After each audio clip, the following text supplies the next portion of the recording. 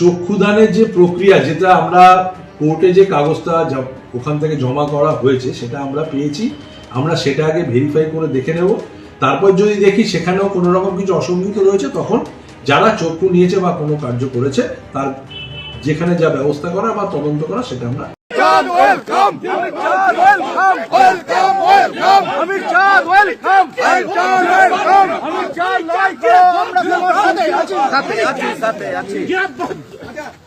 আমি